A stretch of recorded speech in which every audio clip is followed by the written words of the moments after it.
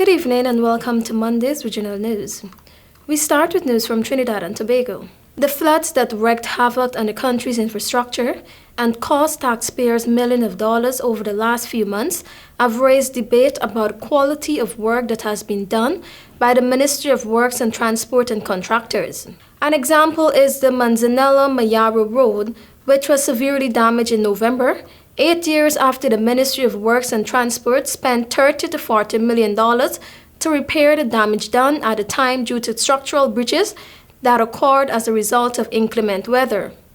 UK-based Trinidad-born chartered engineer and academic Dr. Kiran Tota Maharaj, who chaired a conference on water management at the University of the West Indies, stated that people or companies who get state contracts should have those projects monitored independently by professional associations to prevent corruption and waste of taxpayers' money.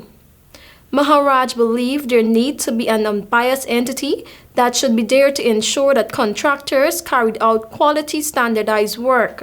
Commenting on contractors doing work for the government that has to be corrected or upgraded soon after, Maharaj said, "There are standards for engineering structures in the industry.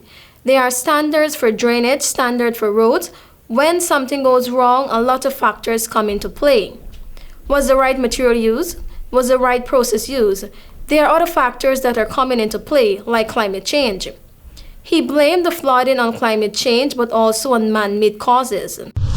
We now look at news coming out of Mexico. Mexico's president condemned an apparent assassination attempt on a prominent news anchor he is often clashed with, prompting calls for better security for media workers as journalist slayings hit record level in the country. Television and radio presenter Ciro Gomez said two unidentified persons on a motorcycle shot at him when he was in his car some 200 meters from his home. He shared images of the bullet impact on the car, saying he survived because the vehicle's armored.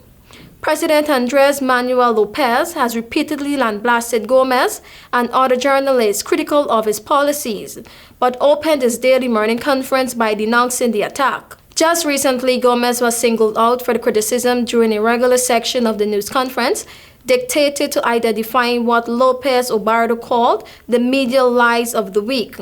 11 journalists were killed in 2022 in Mexico, making the deadliest country for the profession. We close with news from Peru.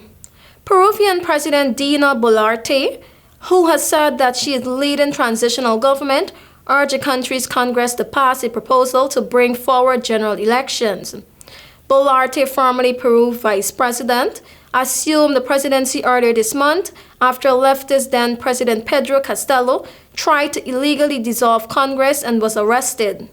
Since then, protests have broken out across the country and at least 17 people have been killed. Another 5 have died of indirect consequences of protests, according to authorities. Boluarte countered protesters asking for her to step down, saying that does not solve the problem, and that she had done her part by sending the bill to Congress. Peru's Congress has since rejected the proposed constitutional reform to move elections forward to December 2023. Some members of Congress have called for the legislature to reconsider the proposal. She also dismissed calls for a constitutional assembly, saying it was not the time. Some leftist leaders have called for an assembly which would redraft Peru's 1993 constitution to boost the state role in the economy. Protests since the arrest of former President Castillo, who is in pretrial detention while facing charges of rebellion and conspiracy, have crippled Peru's transport system, shutting airports and blocking highways. Boluarte's government announced a state of emergency, granting police special powers and limiting citizens' rights, including right to assembly. Protesters have also blockaded Peru's borders, leaving tourists stranded and strangling trade. Thank you for watching. I'm TIANA.